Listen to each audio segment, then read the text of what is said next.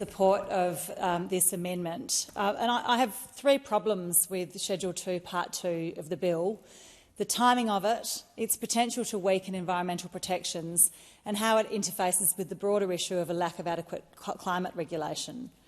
On the timing, the Department of Industry, Science and Resources commenced a consultation in January this year, which concluded last week, to clarify the requirements for regulatory approvals for offshore oil and gas storage. In other words, the government is currently considering whether we have the right regulatory approvals in place for these types of projects.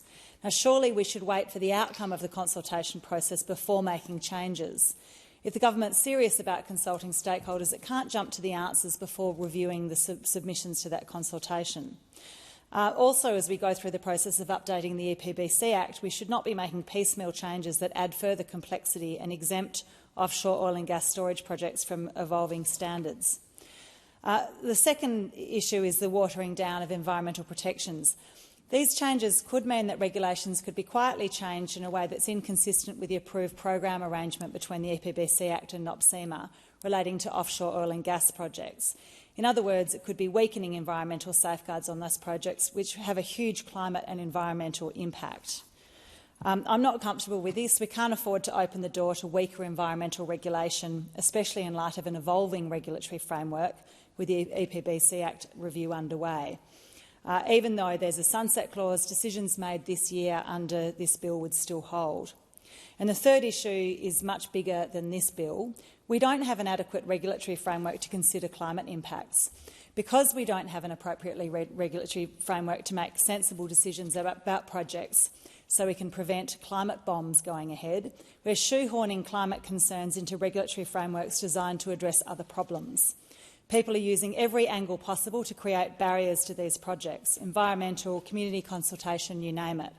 And if there isn't a law that says projects that contribute to an unlivable planet shouldn't go ahead, people who care and think there should be use what they've got. The Minister says these amendments will allow her to provide more certainty for offshore oil and gas projects. Unsurprisingly, fossil fuel companies want greater certainty, but anyone who knows that more offshore oil and gas projects are bad for the planet doesn't want to provide that certainty. There are many reviews underway, and I hope that these various reviews will recognise and reflect that climate impact is a huge factor that needs to be considered in our regulatory framework, so we don't keep investing more money in projects that are bad for the world and ultimately will end up being stranded assets when we come to our senses. In the meantime, I can't support anything that gives greater certainty to these projects that have significant climate impacts.